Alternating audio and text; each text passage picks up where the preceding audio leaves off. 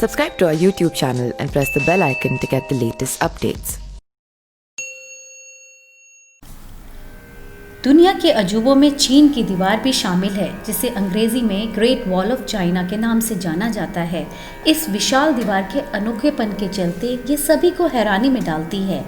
यह दुनिया की सबसे लंबी दीवार है, जिसे अंतरिक्ष से भी देखा जा सकता है।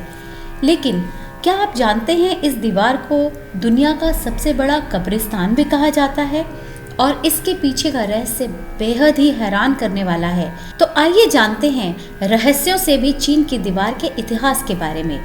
इस दीवार की लंबाई कितनी है, इसको लेकर थोड़ा विवाद है।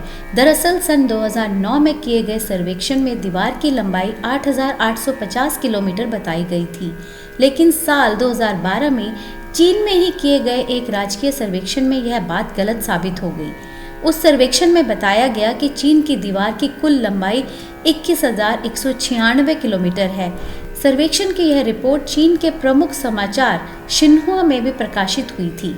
इस दीवार के बनने की कहानी 2-4 साल पुरानी नहीं, बल्कि हजारों साल पुरानी है। वह तो ऐसी दीवार बनाने की कल्पना चीन के पहले सम्राट किन शी हुआंग ने की थी, लेकिन वो ऐसा नहीं कर सके थे।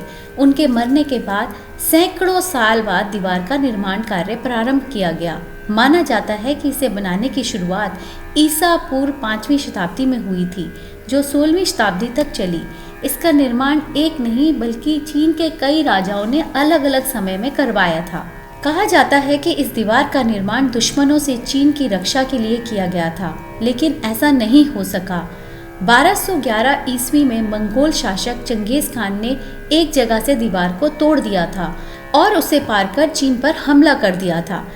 चीन में इस दीवार को वॉन ली चैंग चेन के नाम से जाना जाता है। कहते हैं इस दीवार की चौड़ाई इतनी है कि इस पर एक साथ 5 घोड़े या 10 पैदल सैनिक चल सकते हैं। इसे यूनेस्को द्वारा विश्व धरोहर घोषित किया गया है।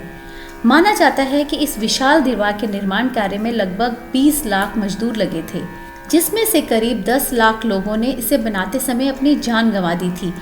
कहते हैं उन लोगों को फिर दीवार के नीचे ही दफना दिया गया था। यही वजह है कि चीन की इस महान और विशाल दीवार को दुनिया का सबसे बड़ा कब्रिस्तान भी कहा जाता है। हालांकि इसमें कितनी सच्चाई है, यह तो कोई नहीं जानता, इसलिए यह एक रहस्य ही बनकर रह गया है। यह प्रस्तुति शैलजा ध्यानी द्वारा दी गई।